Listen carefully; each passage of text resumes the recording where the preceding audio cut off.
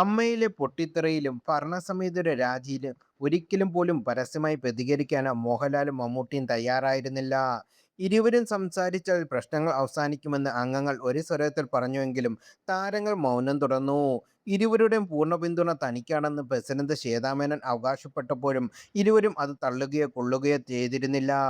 എന്നാൽ ഇപ്പോൾ ആദ്യമായി വിവാദങ്ങളോട് പ്രതികരിക്കുകയാണ് മോഹൻലാൽ. ഒരു പ്രത്യേക അഭിമുഖത്തിലാണ് താരം മനസ്സ് തുറന്നത്. അമ്മയുടെ തലപ്പത്തേക്ക് മോഹൻലാൽ എത്തുമോ എന്ന ചോദ്യങ്ങൾക്ക് അദ്ദേഹം മറുപടി നൽകി. നടന്റെ വാക്കുകൾ ഇങ്ങനെ: സംഘടനയെക്കുറിച്ചല്ല, ഞാൻ എൻ്റെ അമ്മയെക്കുറിച്ച് മാത്രമേ എപ്പോഴും ആലോചിക്കാറുള്ളൂ. അമ്മ ഒരു ചെറിയ അസോസിയേഷനാണ്. സംഘടനയിലെ പ്രശ്നങ്ങൾ പുറത്ത് വലിയ സീരിയസ് വിഷയമാക്കി മാറ്റുന്നത് മാധ്യമങ്ങളാണ്. കാര്യങ്ങൾ അവിടെ നടന്നു പോകുന്നുമുണ്ട്.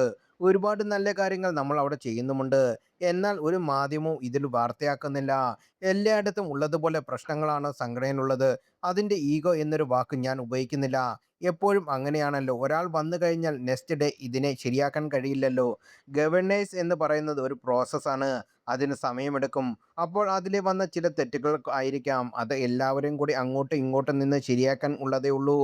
അതിൻ്റെ സമയം ആകുമ്പോൾ ശരിയാകും എന്നേ ഉള്ളൂ. ഞാൻ ഇടപെട്ടതൊന്നും കാര്യമില്ല. അങ്ങനെ ഒരാൾക്ക് ഇടപെടാൻ പറ്റില്ലല്ലോ എന്ന് മോഹൻലാൽ പറഞ്ഞു.